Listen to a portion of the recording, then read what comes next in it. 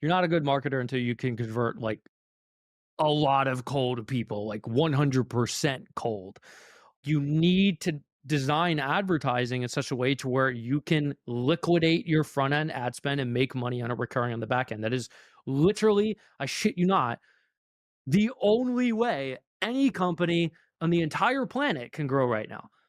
Most people who advertise don't make money. They just completely lose all their money because the offer wasn't designed for cold traffic. The ads weren't designed for cold traffic. The VSL wasn't designed for cold traffic, which is just a whole different universe. Welcome to the Go to Market podcast. In this episode, we're joined by Daniel Fazio, the co founder of ListKit and Client Ascencion, who is going to share his insights on scaling businesses through strategic advertising and offer creation. You'll learn how to help businesses scale beyond $25,000 to $30,000 per month by leveraging ads.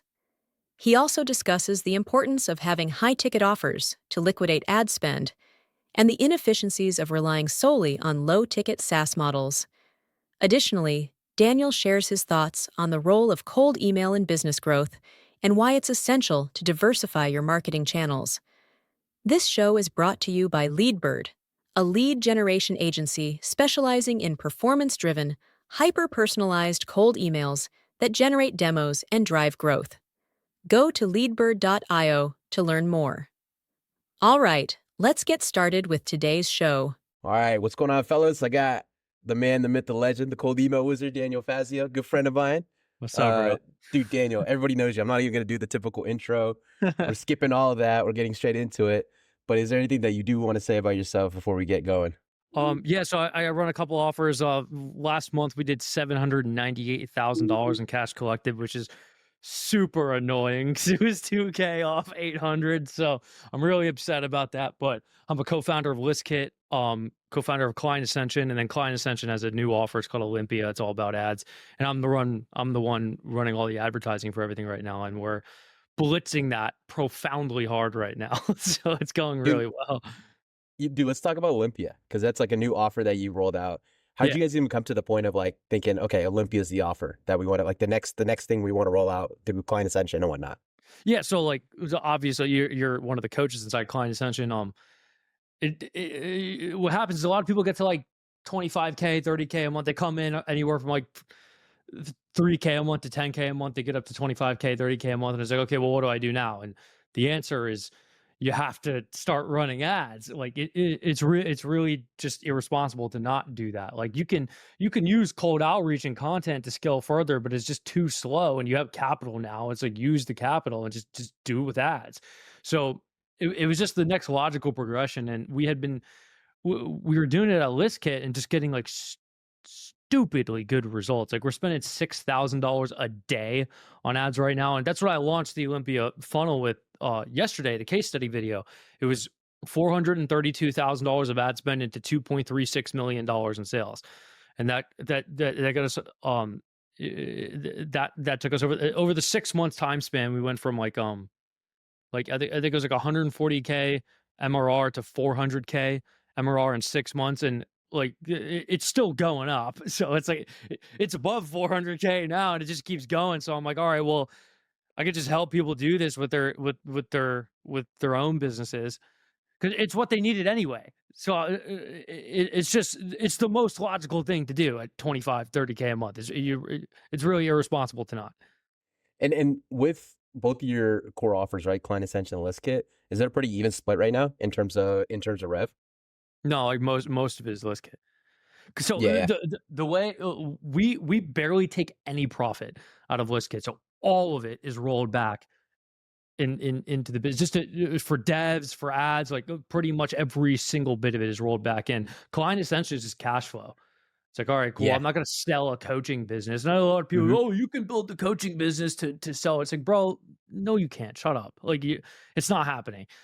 Like so we just did that for cash flow, and it's fun to do, like especially Olympia, like all the guys in Olympia right now, because we had already been selling it to people in the community before we launched it.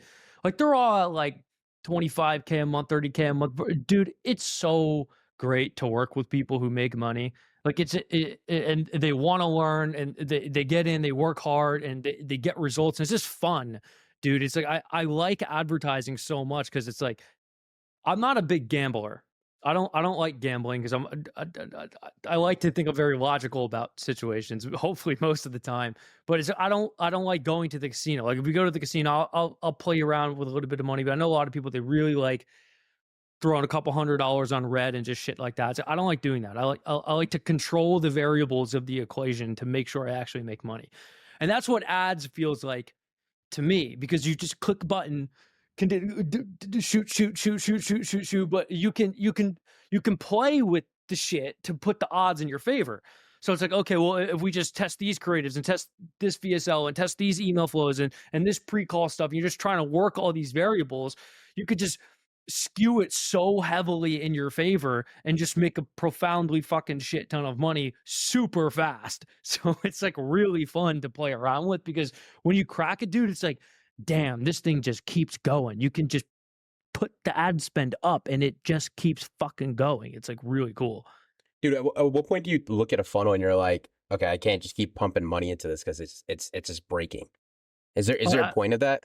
Yeah, I mean, it would just be result degradation. So, like, I mean, I use Hyros to track all my stuff, so I can see like a lot of people they run an ad campaign, and all they can see is like how many calls did this book. I can see more than that. I can see who booked to the call and did they convert and are they renewing and what is their LTV, and I can like segment all this stuff and actually see every single data point and everything that every individual person does.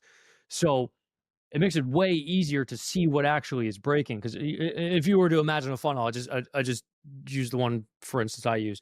I like opt-in VSL funnel. So send them to an opt-in page, get name, email, phone. Then it's a VSL page.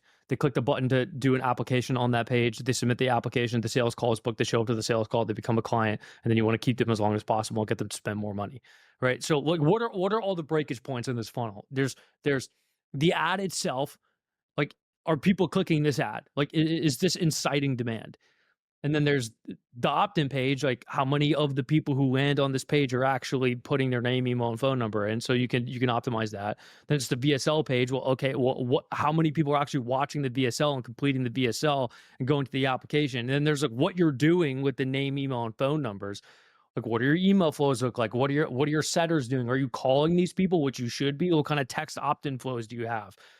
Right. And then there's all the pre-call stuff. What's all the pre-call resources that you're sending them? Just to continuously get more on the phone, because you have to imagine if you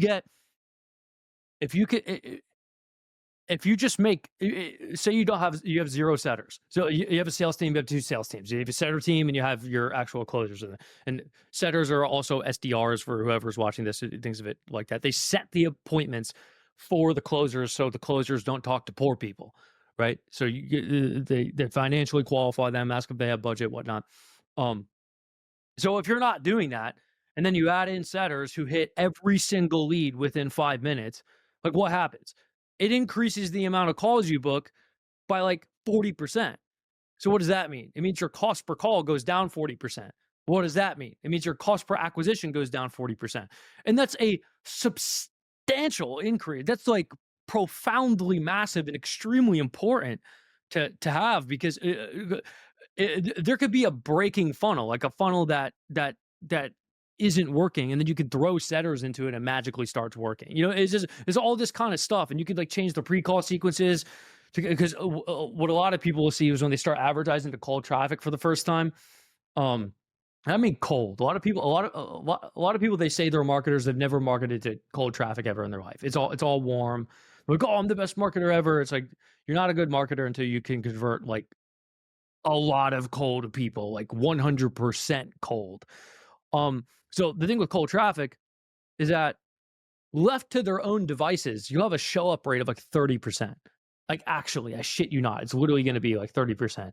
And then another huge swath of those people are going to not even know why they're on the call in the first place. But yeah, I don't remember why this call was booked. Which just sounds so funny, because everyone watching this with an IQ, it happens. It literally happens so often. Everybody watching this right now with an IQ above 100 will be like, how is that even possible?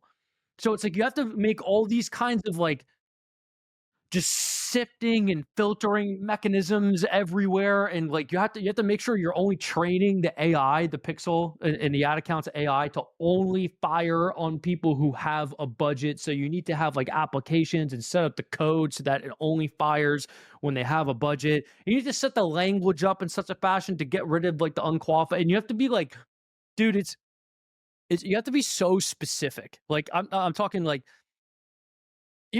just one example of this is let's say someone's selling like a 5K a month offer or something like that. It's like, okay, who is financially capable or even has the resources, expertise, or knowledge to be successful in your 5K a month offer? Well, the business is probably, you probably only want to work with companies who are making 35K, 40K a month or more. And you just don't want to ever talk to anyone who makes less than that. Now, what a lot of people do, they start building a funnel. It's like, remove all this friction so I get more calls booked. But it's like, dude, you remove all the friction, every single fucking person you talk to is completely broke and poor, because that's what most of the population is. And that's what most of the people running businesses are. They're broke. They make no money. Like, actually, like this is literally 99% of all humans. Like, they make no fucking money. They can't afford 5K a month. So it's like, okay, so what do you do? Well, what I do is say in the VSL, well, first on the opt-in page, I literally say that, like, if you're below this revenue level and you're not running this type of business, leave. Don't opt in. I specifically instruct them to leave. And then I'm in the VSL and I tell them again, like, it only works for this person. If you are not this person, it's not going to work for you. And I give the price for my shit in the VSL. And I'm doing that in every VSL now. Every single offer I'm doing from now on, every single VSL, I'm putting the price in it, because holy shit. I'll walk you through some metrics in a second, but it makes everybody's life, every single party involved in this equation, it makes it better for everyone. It makes it better for you, the business owner, because you're not going back and forth. What's the price? It makes it easier for the salesperson. They already know the fucking price. You know what I mean? So you know what I mean? Do you feel like when you show the price like early, like on that landing page or in that VSL, and you show it, even if you're selling to a B2B audience, like you kind of hurt yourself in a way, because now they just see the price and they don't really see the value behind what they're all getting? Or No, like, you how do you don't. kind of You think about don't. that? You don't put the price before like the value proposition and the big idea of what you're doing. So, this is like a direct response thing, but it's like, Yeah. if you're marketing to cold traffic, you need like a reason for someone to engage their time with you, right? So you're not like sitting here making an ad where it's like social For media marketing, $9.99. 5,000 a month. You know what I mean? It's like, that's not a value proposition. You need to build demand and intrigue first before you drop the price. Then you need to present the value proposition and a logical reasoning and argument as to why they should do this and why it is better than the other available options that might have, and it's probably better than everything they've done before, and evidence that you actually can get results. And only after you have done that do you drop the price. There's no reason to drop the price until you presented your argument and they even know what the thing is. You know what I mean? Because a lot of people, they're just like so vague about their shit. So like like we do social media marketing for businesses, or we do lead generation for businesses. It's like, okay, what kind of businesses? And like, okay, you do lead gen, but like, what kind of leads? How are the leads generated? What is it done for you? Is it a coaching program? Is it a course? Because people don't just automatically know that. Like, who's responsible for what in the equation? So, oh, it's cold email. Like, okay, well, like, how does cold email work? Now you have to sell them the concept of cold email. You know what I mean? And it's like, okay, well, now I understand cold email, but who's responsible for like this tech stuff? Who does the response handling? Who does the call booking? Who does the sales calls? And you need to be very specific about what's going on here, because I don't like to do this thing where people they go, oh, like lean on sales. Like you can explain all this stuff on the sales call, or like never reveal the price before the sales call. Like you want to get the, it's like, bro, what the fuck are you even saying? What do you what do you mean? Like, no, just save everyone's time. Just make the VSL literally what it is, a video sales letter. Make it a fucking sales letter. So it's like, what do you do? What do you do in a sales letter? A sales letter is just what is otherwise said on a sales call, however, in video format. So, okay, so let's go, let's just walk through this again, just like straight off the top of my head. It's like, okay, so What's the offer? What are you promising me? Okay, I can get you this by doing this. I'm like, okay, well, why should I do this? Oh, because it's performance only. Oh, okay, cool. So like, but how is it done? Like, oh, it's done through cold email. It's like, oh, okay, well, how does cold email work? Oh, cold email works like this. Okay, well, who's responsible for what? It's like, okay, this is the distribution of who's responsible for what in the equation. Okay, cool. Well, what kind of results have people got before? Like, okay, here's evidence, here's case studies. Bam. Okay, cool. How much does it cost? It costs this much. Okay, cool. Book a call if you're interested in that. You should already be sold. Like you should be 80% confident whether you're going to do this by the time you get up to the call. So what a lot of people do is they do this shit in their VSLs and their sales pages, or they're just like left to intrigue. Like, yeah, we can generate leads, and they don't even like tell you how the leads are generated. But if you are telling them how the leads are generated, there's all these like unanswered questions, and people are just unsure of what's going on. It's like, dude, stop gating this integral information behind a call. It's a pain in the ass. It's like, it makes the prospect's life easier because they can sit there and ruminate on everything you said and watch the VSL fucking 8 times and open all the emails to get all their over the next week to get all the questions answered. It's easier for the salesperson, whether it's you or someone on your team taking the calls, because you don't have to do this fucking thing at the end of the call where it's like, oh yeah, and the price is this much, and they're like, what? It's that much, and it's a bull. They're like taken off guard because they thought it would be like $300 a month or something. There's just zero downsides to this. Yeah. How's your sales team's like close rate improved since kind of implementing that from like kind of being vague versus now just showing the price literally on the VSL?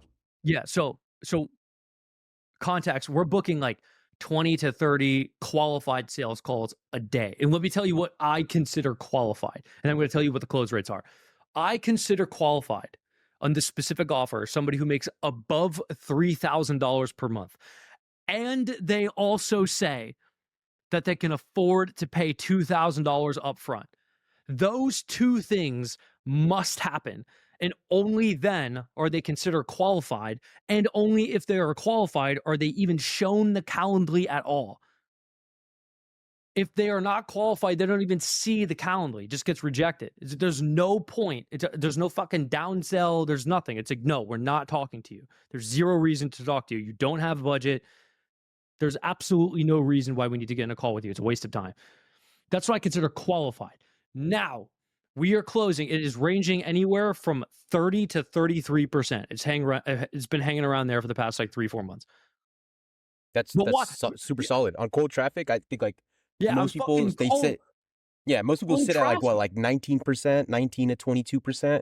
So to be way above that, that's awesome to see all the way around. Yeah, it's just an efficiency thing, bro. And it's like, it's just because I'm sure they already know the price.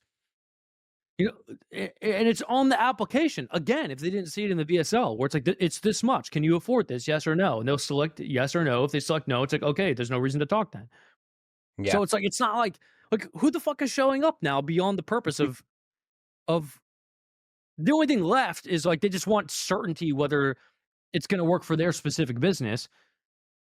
That's like the only variable left. Yeah. They just want a salesperson to tell them, yes, this is going to work for you. And if that occurs, then done. Bye. That's what happens. Yeah. You know what I mean? Yeah. And kind of to shift gears a little bit. So for context, I've known Daniel for probably 3 to 4 years, somewhere around that point. Mm-hmm. And I've learned a lot from you, just absorbing your content, having conversations with you. And I think with Daniel, this is what I think your superpower is. I think your superpower is that you take really complex things and you just make them so stupidly simple, just so simple. And I think where you've cut my learning curve a lot is on offers and how to think about offers and business models. Cause sometimes I'll have ideas in my head and I'll call Daniel and I'll be like, hey, what do you think about me doing this? And he's like, dude, you're stupid. You're literally so dumb. You're literally never going to grow this to be massive. Keep doing what you're doing right now. Focus on the main thing. And so the reason why I'm saying all this is I'm super curious. So with ListKit, it's a PLG SaaS. You could go in, sign up, all that stuff. But you guys are running the cold email setup offer. Do you want to kind of talk about how you thought of that and how that's kind of impacted ListKit as a business?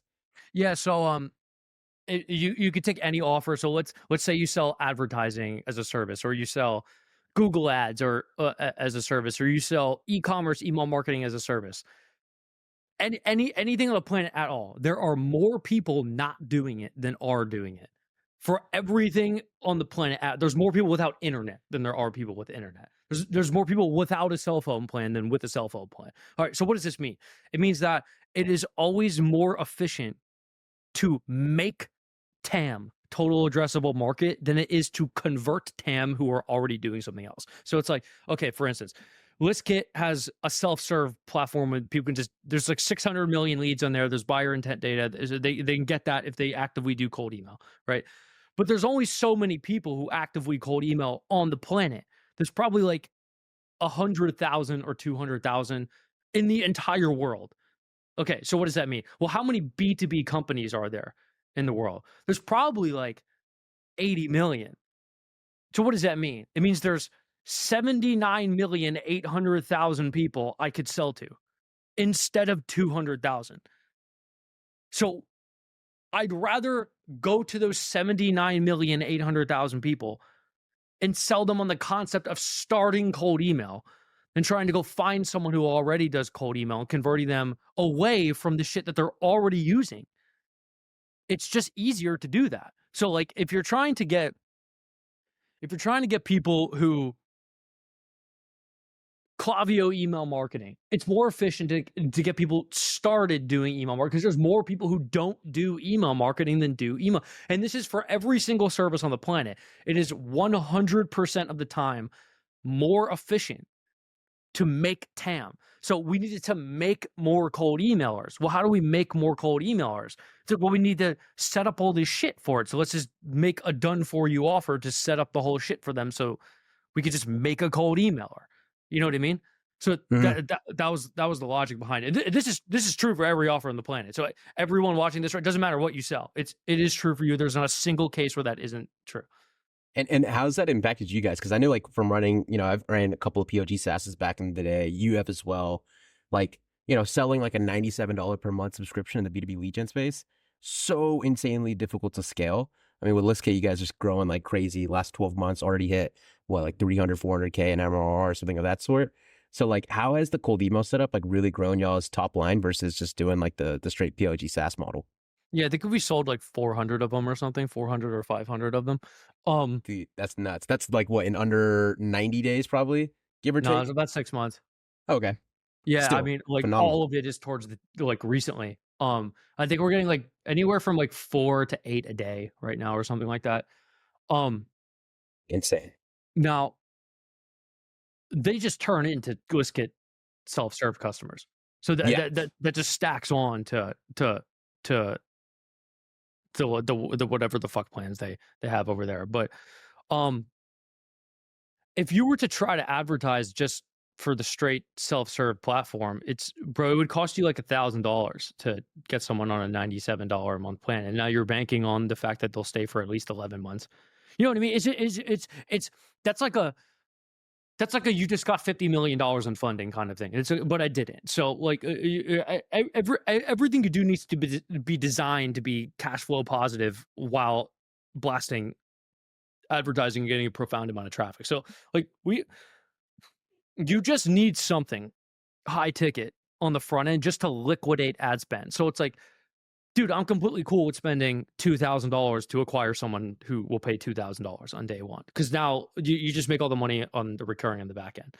You know what I mean? I'll take 30 of those a day, like that. You need some design. This is why I think it's like you'll always see this if someone sells like a low ticket recurring, even it's a SaaS or like group or community or some shit like that, like what's gonna happen is their MRR is gonna max out to the local maximum that their content allows, that their organic audience allows. So you'll see a lot of people, you get these like serial founders where they'll launch a SaaS and it's like it gets to like 30K a month, and then they launch another one, it gets to 30K a month, and they launch another one, it gets to 30K a month, because that's the size of your organic audience. It will never increase beyond that ever, because that's just the traffic you have. It's like you can't go and advertise this because you're going to be profoundly and severely negative cash flow. Like it's going to take too much capital to grow it, and it is a financially unfeasible business. You see what I mean? That's why, like, Yeah. if you're running some kind of, even if it's an agency, doesn't matter. It's like you need to design advertising in such a way to where you can liquidate your front end ad spend and make money on a recurring on the back end. That is literally, I shit you not, the only way any company on the entire planet can grow right now. Yeah. There is no way to get around that. That just is how it is. So you just need to make some kind of offer that works in that fashion. Yeah, and I think like that just speaks to like doing higher ticket stuff. Like, it's funny because literally what you just said right there is what you told me like almost 2 years ago. Because I was like, okay, I want to do like I have a good decent Twitter following, make a cold email community, charge $97 per person, and see if I could scale that. And Mhm. if you just kind of think about that, that's so difficult. Like that's gonna max out literally at like 30K a month. Yeah, Then you're gonna it have would churn. never ever get past that. Yeah. And it's like my audience doesn't really grow like that. It's not like I'm growing like 100K followers every year. It's like, maybe like 7 to 10 a year, right? And it's just Yeah, staying and consistent like that. And it's, I it's just think never going to be a substantial business. Like you have to sell something high ticket and you just have a way higher chance of having like a much higher revenue level than yeah, just selling like a cheap product. it's okay for people to do that though. They just Yeah. need to be cognizant of the fact that, like, cool, that's your max. That's what you are. That's what Yeah. your max is. It will never go beyond that. And if you're cool with that and like you live a chill lifestyle business, you don't work too much, you kind of do whatever you want, and like 30K a month is cool for you. But if like you're trying to make like fucking 10, $20 million, it's like, dude, that's just not going to happen like that. It just isn't. It's also just a It, distraction. Like, you're going to put so much time and effort to maintain that 30K and try to figure out how to optimize and get that churn lower. And like, that's literally all you're going to cap out at. And it's like, I Mhm. think the only person I've really seen been able to take like a low ticket community and do really well are like the guys that have just a like insane amount of traffic. Like, like the kind of like they're selling to like that prosumer market. Like I think Mason's a good example of it. Like has that TikTok traffic and kind of Dude, more of like even on the celebrity side. bro, But even uh, uh, bro, even if you're like trying to scale with organic and bro, low ticket community is just not the way to see. I Like, bro, agree. it's just not like the function of a low ticket community is just another mechanism to try to liquidate your ad spend. Maybe you use it like as a one click upsell inside of a funnel, or maybe it's a front end offer just to generate leads for a high ticket back end. It's like, like you're just not going to get rich off. There's zero situation where anybody is getting rich off that, like ever at all. There's not a single fucking one. So I was listening to this, Ali Abdal, right? He's got like 5 million YouTube subscribers. It's about like Yeah, yeah. productivity, a bunch of shit like that. He just had some video with Russell Brunson. He was talking about it, and like he made some low ticket community, and then like it capped out at like it wouldn't get past like 100K a month. And I'm like, yeah, no shit. Like it actually never will get past that fucking ever. It literally isn't going to get past that ever in your life. It's not going to happen. It's just functionally impossible. So it's like what you should actually be doing is just using that as a means to generate leads for a high ticket thing that's like $20,000, $30,000, and that's how you get rich, is off that. And that's the only way to do this. That's it. Yeah. And you've been around the block in terms of like you've ran your own agency, you did stuff with like Instagram back in the day. We've done multiple SaaS companies. You've also have a really successful coaching offer. Like, what have you noticed across all business models? And like, or let me actually phrase that a little differently. What are like, what's like the next business that you're like, hey, like after ListKit or after Client Ascencion, or if I just had more time on hand, that's like the opportunity that I'd chase. I don't know. I thought about that, but it's like I like agencies a lot. I think an agency is like the best vehicle to 'cause you can get an agency to 100K, 200K a month, like comparatively easy. Yeah. Um, I mean, not easy if you haven't done it before, but it's like, dude, if I were to go start an agency, I'd probably start um a video editing. It, I would start personally. I'd start an advertising agency. But I think a good one is like an agency where you make ad creatives for people, or like a video editing agency. I think those are I like deliverable based businesses. Um if you don't have a profoundly good skill set, a deliverable based agency is good. So it's like you just do video editing, or you like design ad creatives and you just give them the ad creatives and you're not responsible for a result that something is generated. That's a good means of a business. I like those. It's more expensive to get customers for that though, but it's very easy to operate. Yeah, Because I agree. you can systematize the hell out of it. It's Personally, I also just do. yeah, it's also just worth more of your time. Like, I mean, like, and this is like the funny thing on Twitter, right? Everyone's always talking about like the POG SaaS. You know, you sell a SaaS for $97 a month, you get 100 customers, and you know you could sell in 12 months for $1 Which million. is not So fucking true at all. it never fucking happens. But yeah, and like everyone's obsessed with the SaaS model. They're like, oh, like the valuations and all this stuff, and I'm like, dude, I don't know anyone who's just Yeah, hit bro, like you're 30K a not month and sold their company, you're not consistently. getting a fucking 10x on I, revenue for your 10K a month SaaS. Like you're not. I I also think it's so much easier to get your agency to 30K a month versus getting a SaaS that's selling like a $97 subscription to 30K a month. And to Yes. also sustain it.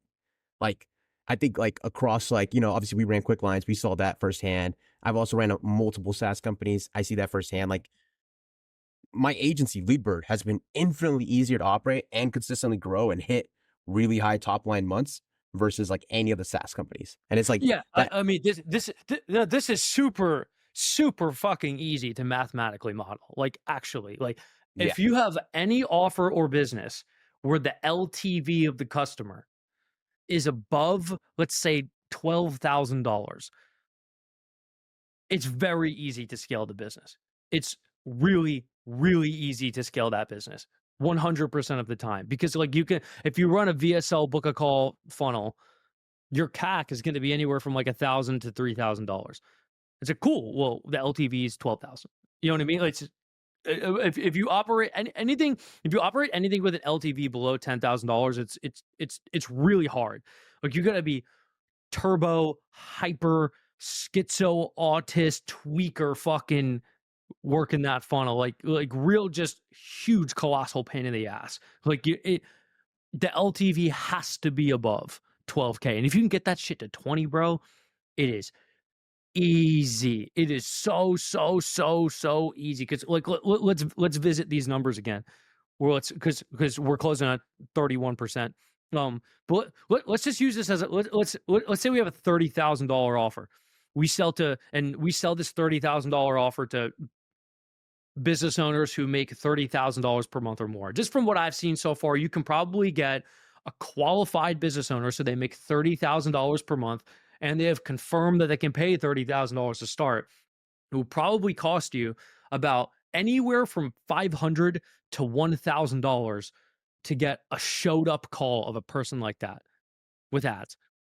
And if we assume that we're closing 1 out of 4 of them, that means your CAC is $4,000. If the cost per call, your showed up call is $1,000, but it's a $30,000 offer.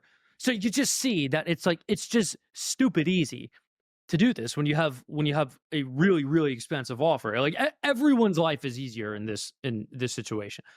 Every party wins here. You see what like this is? It's seeing these guys, the $47 community or the $97 a month SaaS. It's like, yeah, bro, cool, but it's like you're not gonna get to 10 million ARR. You're not. Like you're never gonna hit $1 million a month with that. You really just aren't. I fucking promise you, you're not. It's unless you go get a shit ton of funding. I mean, a shit ton of funding, and you are turbo scaling on ads, and you can afford to be negative cash flow for like 3 years and go like $10 million in the hole. I promise you're not going to scale that business. Yeah, and that kind of takes me to my next point. This is one of your takes that you've posted on Twitter recently, which is cold email is for poor people. Yeah. Do you wanna kind of break that down? Yeah. So, I mean, cold email is the best way to get to like 25, 30K a month for the first time. It's a good way to get anywhere from like 5 to $15,000-$20,000 in new business a month, and that's with it operating like very efficiently. Like you got a good team behind it, good scripts, good offer, good everything. Like everything's on point in the cold emails. Now, the reality of the situation is no one on the fucking planet is getting like $200,000, $300,000 a month in new business off cold email. You're just not. It's just so unreasonable of a situation. Like it's not happening. You need to be booking like fucking 300, 400 sales calls a month with cold email. Like unless you're sending a million cold emails a month, and now the problem you're running into is the TAM isn't even that big. You can't even scrape that many emails of like how many e-commerce brand emails can we get using every single scraping tool on the planet? Like 900,000.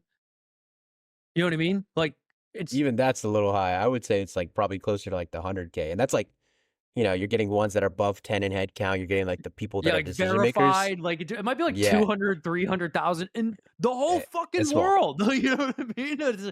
Compare that to the 10 million e-commerce brands that you can reach if you just fucking advertise. You know what I mean? You just be in their feed all the time. Like you can't book 30 sales calls a day with cold email. You just can't do it. It's fucking impossible. It just the mathematics of it there's not enough emails, leads that even exist to be scraped to do it. Right? Additionally, there's a lot of people who they're running like an ad agency or like an e-com email marketing business, and they spend more time finagle fucking around with domains and lead scraping than they do actually doing e-commerce email marketing. You spend more time, like you're more proficient in the act of cold email than most cold email lead gen agencies because you spend more time cold emailing than you do doing the actual thing you're supposed to be an expert at. It's a pain in the ass, bro. It's just too much of a pain in the ass. No, compare this to what I do with ads. I check the ad account for like 15 minutes a day. That's what I do. I mean, the funnel's good. It's working. The ads are going. Like, that's what I do. I'll have filming sessions, and that might take a couple hours once every couple weeks. You could bang out like 30 creatives in like an hour. You know what I mean? Like, that's the extent of it. So all the work with ads is front loaded. So it's front loaded in expertise and the actual work. You have to build the funnel, write all the emails. Like it's a lot of work to get a funnel built and launched. Like it might be, if you're going to do it properly, it might be like 20 to 30 hours of work, like actual hard labor sitting at the desk clicking buttons and shit. And that's before the filming of the ads. Now. And then you got to know how to actually ride an ad. A lot of people just don't know any direct response, which is a requirement to make any money on ads at all. Because I'm saying this all, I'm making it sound very simplistic because I'm just that kind of guy. But like all of this I'm saying is contingent upon your funnel, like your ads actually being heavy direct response with a good offer and a good value proposition, a good argument, and a good logical flow. You know what I mean? And then also the same thing for the VSL, and then also the same thing for the emails, and the setters have a good script, and the closers know how to close. You know what I mean? All of this is contingent upon that existing in the first place. There's a whole separate fucking thing beyond. You see what I mean? So it's like most people who advertise don't make money. They just completely lose all their money, because they just didn't. The offer wasn't designed for cold traffic. The ads weren't designed for cold traffic. The VSL wasn't designed for cold traffic, which is just a whole different universe. It's a whole different ballgame. So I imagine a lot of people here, a lot of them probably do content marketing that have an audience, and like it's just not even remotely close to the same thing. It's like you've got to do substantial, heavy direct response to make sure that cold traffic actually shows interest and shows up to your shit, which is like the hardest part about it. Yeah. And I think the other thing too, it's like, I think ads are wonderful. I think one thing that you've like really psyoped me into doing is like, doing a little bit of everything. I used to literally just send cold emails in the beginning when I first started. And then you were like, dude, you need to start posting content like every single day. And then we started doing that on Twitter, LinkedIn, starting to get YouTube going with all this and whatnot. And then obviously letting the cold emails run. I think one of the things that you teach a lot of people, which is what is very true. It's like you can't just do one channel. You have to do it all. And they all just help each other, like kind of work on each other and everything of that sort. Do you want to kind of break down like what you're seeing on just like the social side and content side? Any content strategies that you're kind of using right now to kind of grow ListKit and Client Ascension? Yeah, so um I think content is good for coaching offers. And I think ads are I mean ads work for coaching offers too, but ListKit's primary growth channel is ads. That's what it is. I'm the advertiser. My face is on all the stuff, heavy DR. That's how it grows. Like there's some the extent to the content that is made for ListKit is all stuff that is meant to cater towards the people who came in from the ads in the first place. So if you were to go on the ListKit YouTube channel, you see a bunch of case study videos on there. You'll see some like tutorial videos on there. What is the function of that? The function of that is it's being sent to the email list that of the people who we got from the ads. You see what I mean? Like that's Yeah. it. That is the entire function of this. That content is just being sent to the people from the ads. That's not the growth channel.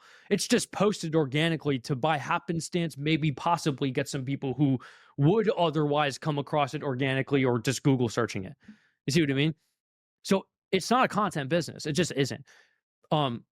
Now it's like the extent to our content as well. Like we do webinars and stuff too. So like who gets the webinar?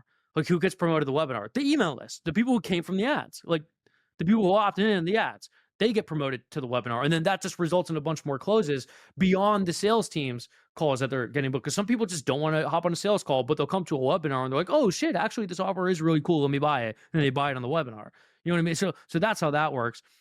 The extent that Client Ascension and Olympia operate is through my content, so my Twitter, LinkedIn, and YouTube. And I like the way I do content is a lot of people they do this thing where they say post value, but the problem with saying that is no one knows what value means. So I like to just replace it with the word useful. Like, oh, okay, so I'm gonna make a video and I'm gonna tell people about ads. So like, what am I going to do on that video about ads? I'm going to show them like what buttons to click and shit, how to do the ads. Like they need to walk away with something tangible that they can act on in each video. And that's the kind of content that performs. And I see this shit all the time, bro. People will be like, they'll have some offer and they make a video about something like completely fucking unrelated to the offer. It just doesn't make any sense. It's like, bro, this is a complete waste of your time. Like if you're gonna make content like this, just stop. Just allocate the time somewhere else. This isn't good content. It's not useful. Like they're making content, but it's not useful. You get what I'm saying? Yeah, no, I agree. I think it's like those like platitude accounts where they're just posting generic stuff that really isn't like you said, useful. So Yeah, then they just here are the never. traits you need to be a successful business owner. It's like, bro, what the fuck can I do with this? You know, Yeah, yeah. like what's the I growth strategy here? Like, yeah, literally, it's selling affiliate Gumroad courses and whatnot. But yeah. you guys have been kind of popping off on LinkedIn recently. I've been seeing you guys get really active there. Like, what's the strategy, and or just like what's the plan? I guess there. I don't know. I got someone ghostwriting that right now. He takes my I write my email newsletter every day. I don't let anyone do that for me. I do that. It's what I want to talk about. And then he takes the content from the newsletter and just posts it on LinkedIn for me. Um he'll adjust it to make sense for LinkedIn. Like, go turn something I wrote into a carousel or something, design it and Yeah. post it for me. He'll do that. But it all the content is still me. It's something I've said. The concept is something I've explained already myself. But I don't even really log in there. I feel like I would if the app seemed, I don't know, it seems like clunky to me. The app is like, I would like to scroll LinkedIn, but I don't know, it's weird when I log in there. I'm like, this is confusing. There's too much shit going on here. Yeah, no, I'm kind of the same. It's funny because everyone always like talks shit about like using ghostwriters and stuff, but I don't think they realize like it's literally our content, like our thoughts. I get interviewed every Monday, and that gets turned into hundreds of posts across Twitter and LinkedIn. And Yeah, that's the only way it works. If you Yeah. if you try to do ghostwriting any other way, you're making the person come up with it. Doesn't work because it's not like the ghostwriter doesn't know more about fucking lead gen than you do. You know what I mean? Like, Yeah. Then it becomes like the platitude type posts, and those just don't generate anything in terms of yeah, they don't business. generate money. like fucking money. And this is the thing with a lot of people. It's like, dude, the goal of advertising, like I'm gonna say, like advertising is like you're sending direct messages. That you're sending cold outreach. Like that's advertising. You're posting content. That's advertising. You're running paid ads. That's advertising. It is the act of advertising your business. Like, what is good advertising? Good advertising is defined by a message that makes money.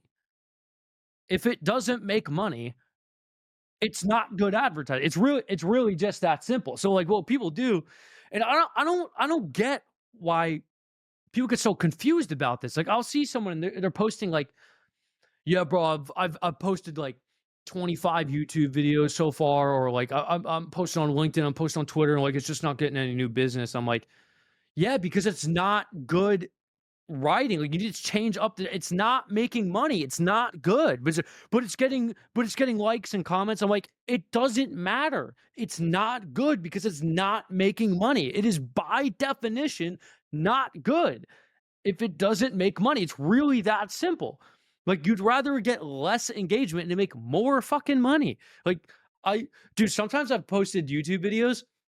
Like I got a couple of videos that have like 30,000, 40,000 views. But sometimes I'll post one that gets like 3,000 views, but it signs like fucking 3 clients. You know what I mean? I'd rather post those. I don't give a shit about I don't. Yeah. And this one's also coming up. I mean, let me kind of take it back a little bit. So I remember maybe like 2 years ago. So obviously you had the cold email mastery course, which is like what the highest grossing cold email course of all time. Did Yeah, that I course think made $1.1 million. insane. With November coming up, I know like you did a lot of Black Friday sales with that. You want to kind of talk about like your success with like just like Black Friday weekends whenever you're running that? Because I remember I would call you and you'd be like, "Yeah, I think I just made 30K in the morning," and I was just like, "Holy shit!" And this is like back in the day, like you're just strictly doing cold email mastery. Yeah, I remember that day because I wasn't gonna do a Black Friday sale, but a bunch of people were like, hey, oh, you should definitely do a Black Friday sale. So I decided I'd do one, and it was like Thursday at I don't know, like 8 p.m. I was like, all right, I'm gonna do it for 24 hours. And it was like 25% off. It was the first discount I ever ran on that. And it did $31,000 in like fucking literally 24 hours. And I was looking at my phone. I was like, holy shit. Like it just kept coming in. I was like, bro, this is fucking crazy. Um, I haven't really done any big Black Friday promotions since then. I might do Yeah. one before a new product. Um, this year. I might do it for like a pre-order, but I don't know. I'll figure it out. What do you think is like the most you've made in 24 hours across like any offer you've ever done? It's probably like 50K in 24 hours or something like. Because I don't really ever do promotions like, Yeah. oh, the discount. Like I've never really done that. It's always like steady evergreen trickle of stuff. So it's like it's just sometimes. Actually, no. It's probably I've probably made like 60 or 70 in a day because I know ListKit's done a lot in a day. Client Ascencion's done. They probably overlapped at some point and hit like 60 or 70 in a day. Yeah, yeah. You know, it's hilarious. So, for context, so me and Daniel used to run a company called Quick Lines. They did like the AI first lines. We were like the second to ever build one of those, and then a lot of competitors came into the space. And so we knew our churn was high. We knew we didn't have product market fit. We kind of knew what our LTV was and what our average customer was spending with us. And so we released an LTD. We did like about 100K in about 30 to 35 days, and that was like pretty crazy on Twitter. Like everyone was buying it. Everyone was going crazy about it. I think we put a couple of the other line producing companies out of business. But Probably. do you want to kind of talk about, let's just talk about quick lines. I think there's like a lot to like kind of say there of like, you know, the ups and obviously the downs. Was there anything like you learned from just like running that company specifically? um, yeah, that was probably where I fully ingrained the idea of like, yeah, you're not getting rich on this cheap of a thing. Like it's just impossible. Like you have to volume play it, and it's like it's too expensive to volume play it when you cap out the organic. It's like, okay, cool, yeah, we did 100K in 30 days, but it's like, okay, where do you go now? Well, Yeah. we tried running ads for it too, but that wasn't converting to cold. So it was like, there's no way to scale this. This is impossible. I'm not dumping money into this company. Like So And, that was kind of like when it fully ingrained to me, where I was like, yeah, this is it's not happening. yeah, and I think I learned a lot too on just like all right, first from a SaaS perspective, right? You can't build a SaaS that's like kind of a feature, and that's what Quick Lines was. It was a Hmm. feature.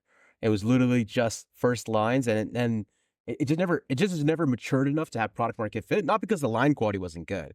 It was more of just like, okay, it doesn't matter if you have the greatest lines that are personalized and say the person's blood type or whatever. If they have a shitty offer, it's just not going to work. If they have Yes, bad correct. deliverability, Yeah, it's yeah, just not going to work. And so I felt like it was an uphill battle trying to get. It was easy to sell customers, obviously, because we were just using our audiences and pushing it to them, and they got some use and value out of it. But to kind of get them to continuously keep buying, continuously keep using it, definitely an uphill battle. So the first learning lesson I had from that was just like build a product that actually has true like product market fit versus just like, taking a nice little idea, putting a nice little UI on it and building it out. I think that was like one of my biggest learning mistakes from there, or learning things I got from that. I think another thing I learned was like, just like a business model, right? So it's like for that, we had like what, like 5 or 6 people on the cap table. And it's like, I think it only makes sense to do that if you truly believe that this company is going to hit like $5 to $10 million in ARR. And then yeah. even Mhm. then, it's still like an even percentage there. It's just not going to probably work out for everyone. And if it's not going to be a huge hit, it's probably not worth your time. Specifically, I mean, you had better opportunities. I had better opportunities. I'm pretty sure everybody on that cap table had better opportunities. And so just like from a like founder fit, I don't think it made sense. But it's just Yeah, one of those things that you kind of do because you're young and you're just trying to figure things out as you go. yeah, yeah. So I think that Dude, was we like were another young. thing. We were like fucking 22. So Yeah, that's literally. So yeah, no, it was cool though. Like seeing like that first, like I think that was like my first 100K month, Mhm. across any business I did. So that was really cool to see. Um, I think another thing I learned from that was like, I don't know if you know this. So we spent 60K to build that app. Do you know that? No. And so 60K to build that app today is like a way overspending. Like you could rebuild that app right now for like $2,000. And so like now, like, I think that was like the first SaaS, like from start to finish. I got to see the entire inception and how it was built. Now it's like, okay, like if I want to go like test a product or build a product or just go to market with the product, I know immediately how to cut down costs. Cause like building a SaaS for 60K, not a lot of people have 60K to just put into the development of it. So I think that was like another thing I learned too. Anything else that you kind of learned just from running that?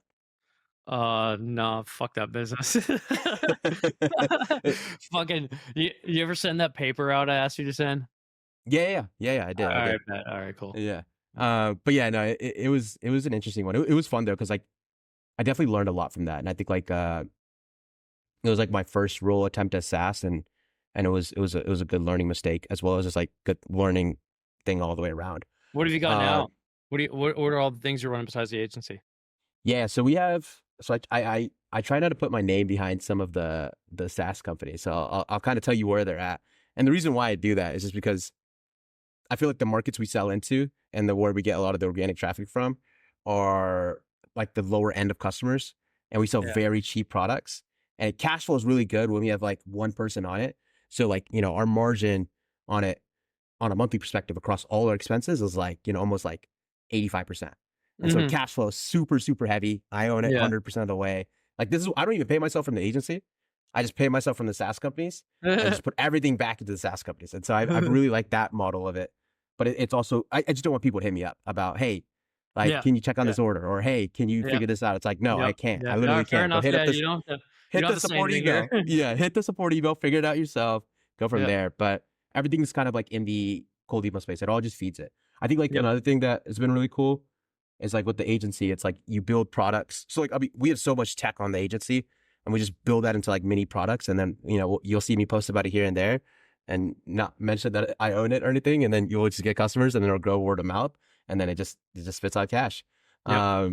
So that's kind of that. But I guess like one thing I wanted to touch on as well is like, so I've been in Client Ascension for probably like what, 2 years now, kind of doing Mhm. the coaching every Monday on it. And I've done a lot of courses. I've paid for courses that are like, $10,000 to $15,000.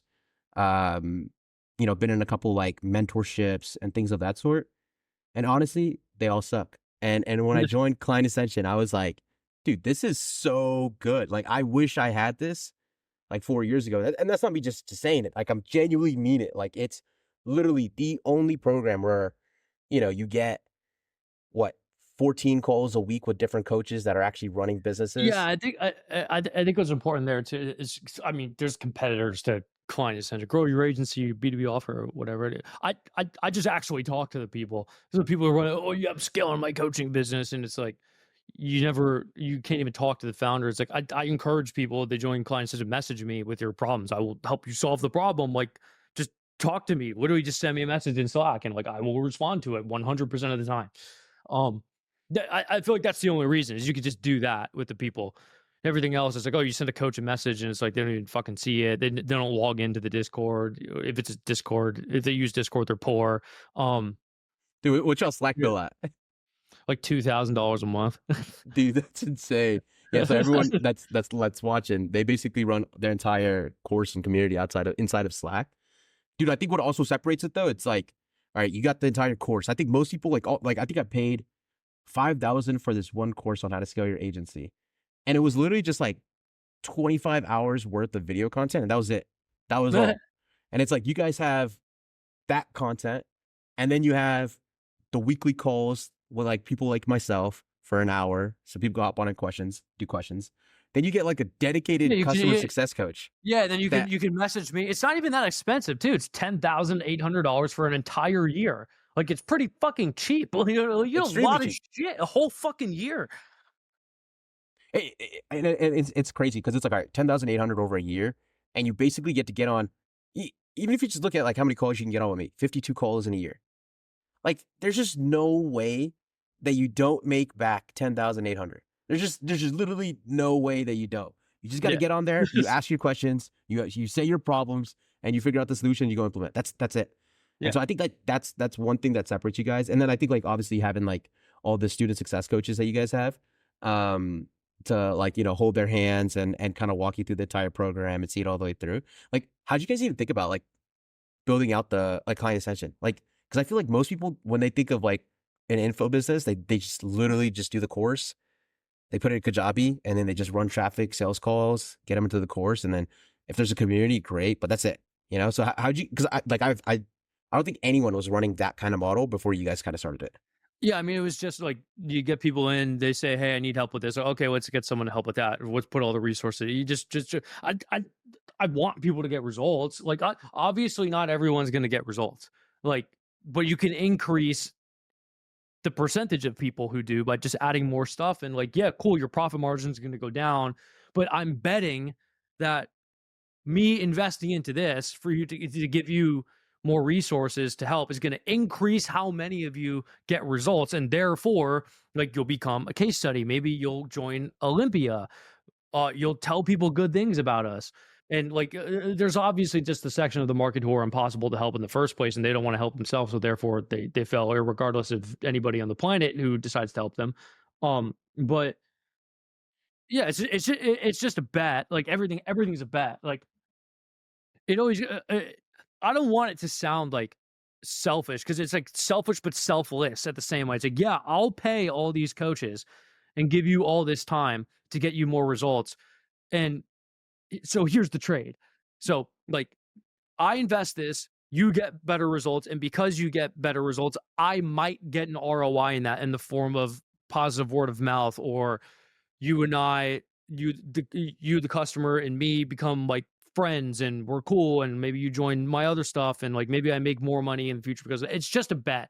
Everything is a bet. Every single thing is a financial bet. So I just bet that would give me an ROI, and it seems to have.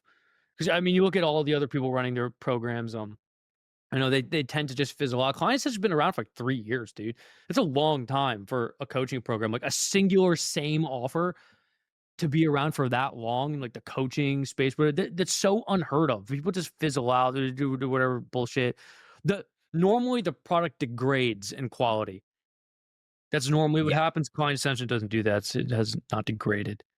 Yeah, I definitely feel like it's gotten better with just like all the extra support and like what you guys are doing to make it like more I guess like dummy proof in a way.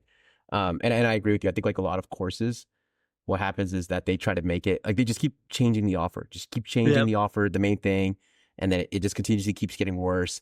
And also just like they'll make like these ridiculous claims. It's like, I think I got hit with an agency ad. You probably got hit with this one as well. It's like and he's been running this. I mean, I guess it's working. He's been running this for like 2 years.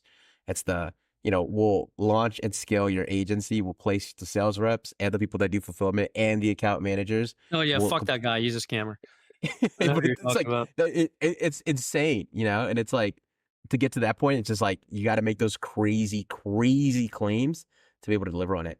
I'm curious though, is there has there been any like experiences with Client Ascension where you're like, dude, we just can't sign these type of people, or like any bad experiences from just like running like an info business that you wouldn't get at We any don't other let businesses? we don't let beginners in. Like oh, you don't have you want to start an agency, like you don't actively run one. It's like, and because those people are like, yeah, I got the money to invest, I can do it. It's like, bro, no, you can't do this. Like you can't come in here because it's just there's always just some fuckery that goes on with them where it's like they start getting emotional about shit because they just invested a lot of money and they don't have cash flow, and it's like they just no, just no. You can't come in here if you don't have a business, and that's just like the broad rule. I think it A also lot, applies to agencies as well. Like, I yeah, think a lot of agencies yes, it sell like does. these very small customers, and we did this. We're guilty of this in the last 6 months. We ran paid ads. We signed a lot of customers, but we weren't really good at filtering out the bad fit customers. Hmm. And you're the one who told me this. You're just like, you literally can't sell a done for you lead gen service or done for you service at all for companies that are doing under like 20K a month. Yeah, you It can't. just You can't. not. It's It just yeah, doesn't make sense. fucking 100% probability they don't get results. 100%, and this is for every single person running any kind of done for you offer. 100% of the time, if you sell a client and the client makes less than $20,000 per month, they will not get results regardless of what you're selling them. 100% of the time. And then you run Absolute into 10 the out of 10 issues. hit rate. Yeah, and then you run into the issues after, right? Like you actually do the work exactly like you said it, exactly like you listed in your contract. They don't get the results. They think it's your fault. Then they ask Mhm. for the refund, or they just straight up dispute you. And then Yes. it's just like all that like Yeah. stress. And then you legit will come into the mindset of thinking, oh, I'm not capable of doing whatever the service is. Yeah, it And fucking psyops you to think you're not good at this, but it's like, no, they just have a shitty business that's impossible to get results for in the first place. It's not you, it's them. It's not me, yeah, it's you. yeah. And I think that's like something that I also have seen just like, and you probably seen this as well, selling into like the kind of like lead gen products, I would say, is that a lot of the people that's try to book calls and try to sign up are the companies that literally can't generate any leads and their business is Yes. literally failing. Yeah. And like they need you to like survive. And they Yeah, think this is that what I paying was you th is what's gonna make them survive. this is what I was getting at earlier. I was talking about the sifting through these people because it's like, yeah, you'll get them on cold email, but it's like, bro, you'll get them on ads, and you have to filter them out and filter them out fast. You cannot let them book calls. You have to never even let them see the fucking Calendly because they will book in, and if they do book in, you have to cancel it. Don't take the call. There's literally there's a zero, but everyone thinks they can just pull this shit where it's, oh, I'll make a down sell and sell them something cheaper. No, it doesn't work. Don't do it. Don't sign the people who make no money. There is zero exception to this ever. Don't fucking do it. And you know it's funny? I think your camera fell off, by the way. It Yeah, says no signal. let me switch it. Yeah, Oh makes shit, more we can't sense. switch it. Oh man, maybe that's overheated. Elgato, man, you gotta upgrade, man. You're on some cheap stuff. No, it's a Sony. It's just using an Elgato thing. Yeah, it might overheat because bro, it's so fucking annoying. But yeah. No, we'll wrap up quick. But yeah, to kind of touch on that, dude, I learned that the hard way. So what happened was my feedback loop with my sales team is a little slower. And so, we're booking a ton of these calls. We did our best to filter out, but like you said, there's still a lot that filter through and just kind of get through. And, it's hard to tell the sales team not to close and make sure that they're closing perfect fit customers all the single time. and then your team actually does the fulfillment for them, and then you don't see the after effects, till day 60. And when you're signing, 20 to 30 customers a month, and like let's say like 40% of them are bad, oh dude, you get hit with the after effects. And so yeah, we have literally never gotten a dispute in our life. Running the agency for over 4 years, got our first one from a paid ads customer. Yep. And we won the dispute though. It was hilarious because, I'm glad he disputed it because I actually learned how to fight disputes. But we literally have him on video. He was like, I got heart surgery and I can't afford to pay rent this next month. And like, you guys haven't gotten me leads within the 20 days. Like you guys said on the sales call. And I review the sales call. We don't say it in the sales call. He just legitimately has no money. And he said he does. And that's the other thing too. People on paid ads, they just lie. They will say they have money when they legitimately do not have money. And so you have to kind of like, be able to figure out how to sift through those as well. But yeah, it was an interesting experience. First dispute, won it, thankfully. Excited for more because we have the process, we have the playbook on winning them. So Nice. yeah, that's great. So the camera overheated and I can't switch it during the No, call. So no, you're good. You're good. if you want to Let's do like go an to outro and like I just kind of leave it off for a second or two so it fucking cools down and then we do an outro. yeah, cool. No worries. All right, bet. Damn. What do you got going on for the rest of the week? I'm going to Miami on Thursday for a mastermind. Dude, I was supposed to go on this last weekend, but I'm an idiot. I bought my ticket for this upcoming Saturday. But I can't go this Miami? Saturday. Yeah, dude, my friend's bachelor party was this last Saturday. And I woke up Saturday morning, getting ready to go on my flight, and yeah, I booked it for the wrong weekend. So I was like, fuck. Did you cancel or are you still gone? No, I'm canceling the one coming up. Yeah, that's funny. Yeah, I was like, damn. I'll be there. I'm like, damn, we can meet up. Yeah, no, I'm gonna be in Houston this weekend. I got funny enough, an engagement. Nice. Another All right, one. cool. Let me. I'll turn this camera on. Let's do a quick outro. Sweet, let's do it.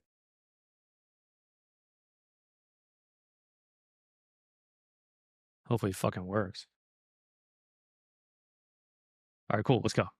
Let's do it. All right, Daniel. Thank you so much for running that entire pod. Hopefully, everyone who listened got a ton of value. I know I did. Daniel, you want to plug some stuff real quick and tell them where to find you and what you're working on? Yeah, if you want to scale to 100K a month or more using ads, I'll help you with that. One-on-one, very heavy one-on-one. I'll show you a case study, $432,000 in ad spend into 2.36 million in sales. So joinolympia.com. You can go to that. You can get the case study. You can see about the offer. I put the price there and everything, just like I talked about here before. If you're below 30K a month, you can just go to clientascension.com. I got a whole training video there you can watch, tells you about what we'll do. So if you're above 25K, 30K a month, joinolympia.com. If you're below that, just clientascension.com. Both very legit products. You guys will actually make your money if you just follow what Daniel says. I think I've made the biggest leaps of my career from listening to Daniel. I know you guys will too. But Daniel, appreciate you for everything. We'll have you again on later in like 6 months. We'll see where you're at with the paid ads. Dope. Thanks, bro. Appreciate it. Thank you.